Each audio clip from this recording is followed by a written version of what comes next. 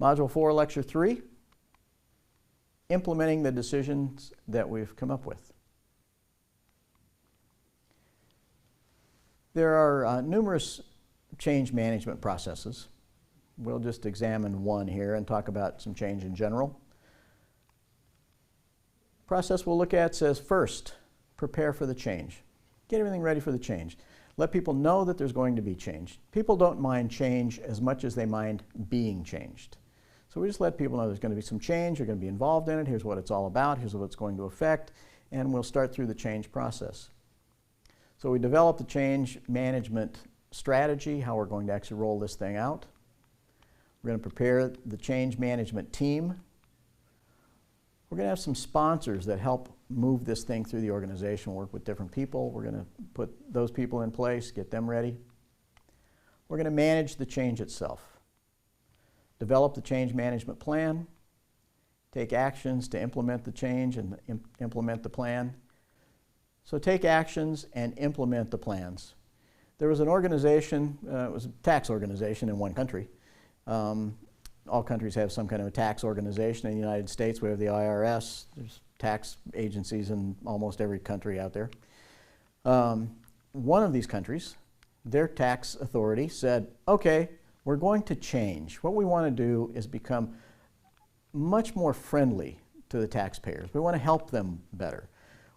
Yes, we're going to collect taxes from them, but we want to help them. We want to help them figure how they have enough money taken out of their paychecks or how they save enough money aside so that at the end of the year they have enough to pay their taxes. We're going to help them all we possibly can. We're going to actually come up with a new name for our whole organization. We're going to come up with a new look for everything. We're going to come up with all different kinds of things. So what they did was they said, here's all the things we need to change. So they put process improvement teams on all kinds of things they did in the organization and said, okay, how do we make this thing better? How do we make it work better? How do we help the taxpayers of the country understand this better, work with it better? So they did a great job with all of that. The whole organization was involved in this, the whole agency. Then they came up with new names for everything. They came up with new logos, came up with all sorts of physical changes to the way things looked. Everybody was just really happy with everything. And then they had a big meeting. And a big group of all of these people came together in one place, and then smaller groups, so everybody was involved, came together in other parts around the country. And they all did this on the same day. They had this big, massive meeting, so everybody got together some places around the country in small or large groups. And what the organization did was they rolled out their new letterhead with the new name on there, new business cards for everybody, and the whole new look of everything that they had for this organization, and they changed the organizational colors. They never involved anybody in changing the colors. The management group, the top executive group, picked the colors that they were going to use for the new look of the organization.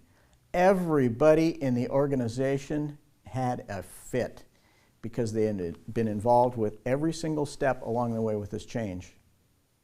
And then right at the end, bang, just like that, the executive group made one change that did not involve everybody. That didn't go over well at all.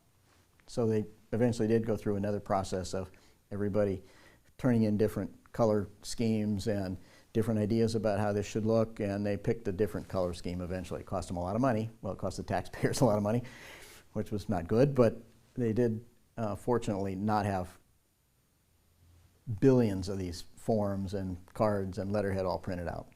So it changed to something that involved everybody. So manage the change effectively along the way. Reinforce the change. So collect and analyze the feedback. They got a lot of feedback when they tried to put this change in place. Diagnose the gaps and figure out, okay, we're still trying to get from here to here, and we're getting closer. We thought the change process would get us there, but it's not quite there yet. What else do we need to do? Implement corrective actions and celebrate successes along the way. So it's not always going to go exactly the way you planned. When you implement some of these changes, when we start to fix some of these things, we come up with some solutions from these problems, some decisions that we've made.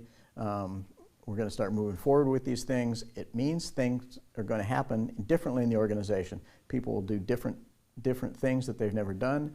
They'll have to stop doing things they've always done. They'll do things that they do now in a different way. There's all different things that are going to happen, and it's not easy for people to always accept that. So we just need to move through and help people understand that and reinforce this change as we move along, and sometimes step in and take corrective actions along the way. Let's take a look at this organizational change curve. What does this look like? Well, in our organization, this is our organization here, and everybody in the organization, and they're going to fall into some groups. One of them will be a group called the explorers. These are the people that are out on the leading edge of any kind of change. These people like change so much that they'll just go change things just for fun. They just think it's fun to change things. Well, sometimes that doesn't work out too well, and these people might get damaged by making these changes because it hasn't been well thought through. But we decide, okay, this is a change we want to make. We know we have a group here that likes change. Let's start working with them, get them out there, starting to put this change in place. And then there's another group that has a little more sense right behind them, the pioneers here. They're going to start to follow the explorers. The pioneers kind of hold back a little bit and look to make sure that the explorers have not been killed off by this change. They've lived through the change, everything's fine, and the explorers are bringing success stories back. The pioneers say, well, we kind of want to be involved in that too, and off they go. So now we have about 10% of the organization up here, out there, leading this change forward, saying this is pretty exciting, we really want to do this, this is great. Most everybody is going to be in this spot right here, the settlers, and they're going to say, okay, let's just hold on here. You're going to have to show me this thing works. So some of the explorers are a little closer up to the pioneers and the explorers. They're going to start moving out there faster, and they're going to start embracing these changes as success stories come back from the first people that are out there actually implementing the changes. It does work. It is better. This is wonderful. Okay, let's go do that too. I want to be involved in that. Little by little, most of the organization will move into the new areas where we want to have this change taking effect. However, there's a group back here, the stay-at-homes, and I don't care what you do with them, they are never going to do anything different than they've ever done it before in their whole lives. They're always going to do things exactly the same way. There was a police department who decided, you know what?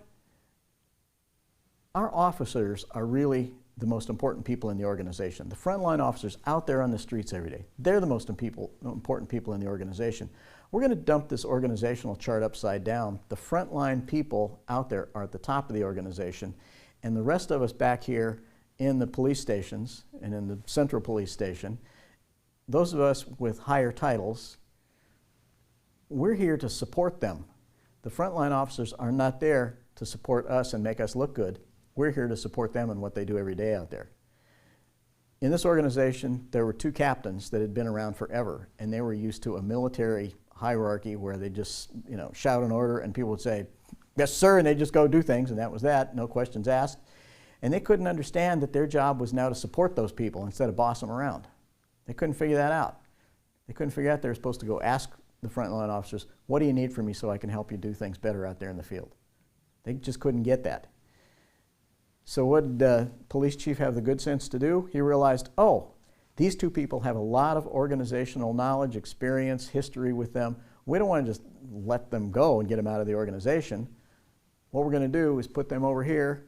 We're going to put those two in a little office down here, down the hallway, and let them work on special projects and take all of their authority over anybody else in the organization away. They have no authority over anyone else in the organization. They're completely taken out of the org chart and put in this little office over here for special projects. They were never going to change, and the police chief found a way. We can still use their knowledge and expertise. They don't have to just be tossed out of the organization. They can have a valuable role in this as well. We're going to have some stay-at-homes. Not everybody's going to do this.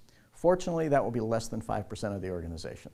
So you don't have to worry too much about that. It should be closer to 1 or 2% of the organization. We're going to have minor and major changes. Minor changes. Minor changes are things that can be done usually with just some kind of a simple decision by somebody. It's not going to affect things drastically. We're going to have major changes along the way as well that also say, This really is a major change, and we need to rethink things. We need to think through things again, examine problems differently. We need to come up with new solutions. We need to work through some of the issues we have to deal with, make different decisions along the way. We have to start over basically from the beginning and work through this. We might not have to go all the way back to the beginning. We've got to go a long ways back here and start from this point again and then start to move forward.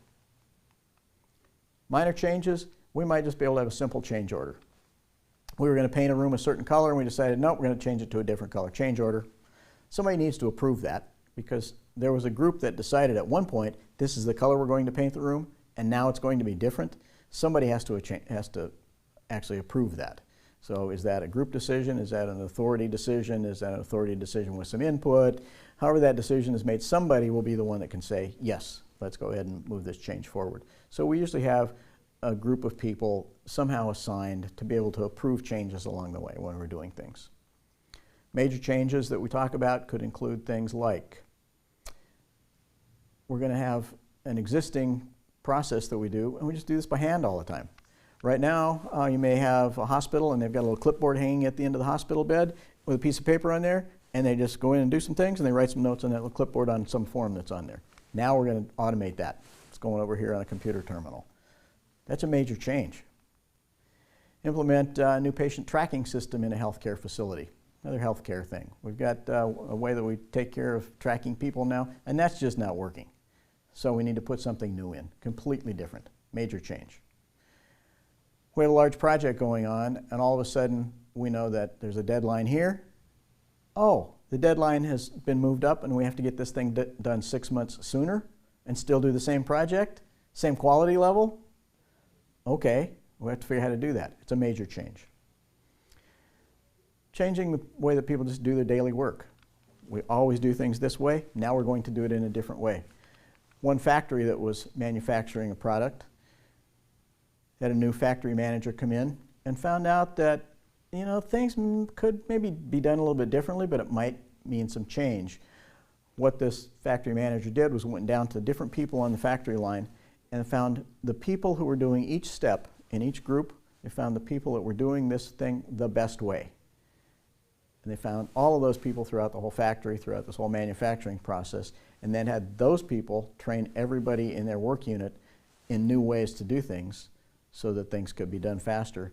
And sure enough, by implementing a new way to do all these different steps along the way, things got done faster in the organization, and this factory became much more profitable, and everybody at this factory got bonuses.